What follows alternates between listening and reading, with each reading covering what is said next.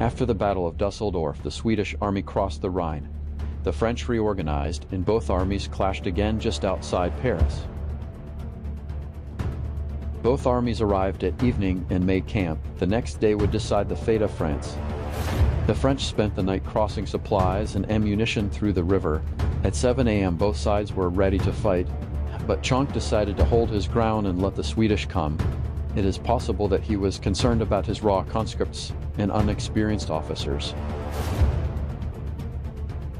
Seeing this, at 9 a.m., the Swedish vanguard advanced through the farms. The French Grand Battery opened fire, starting the battle. The Swedish artillery caused great chaos and confusion on the French center, but the French were able to reorganize themselves, and so the Swedish slowly committed more and more units.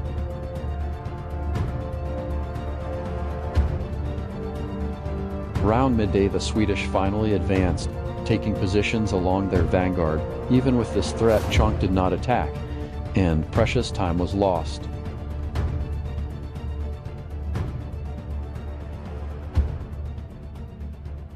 This artillery duel would continue for more than an hour, with small cavalry skirmishes on both sides. The Swedish now had multiple options. They had the French in place, with the opportunity to cut the French lines of communication. All that was required was a careful and well-timed offensive.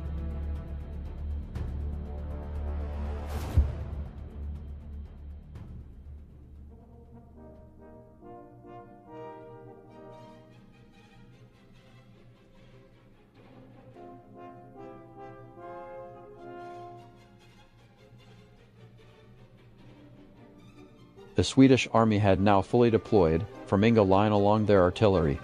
Contrary to common sense, however, the artillery was positioned in front of the army. This bold maneuver would start the biggest artillery duel yet seen in European history, with hundreds of cannons on both sides.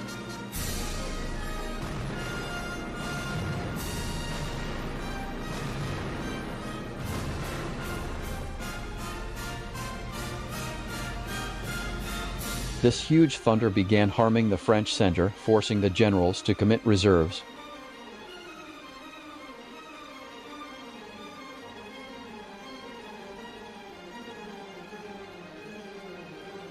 To withdraw battalions of men close to breaking was a hard and demanding task for many unexperienced commanders of the French army.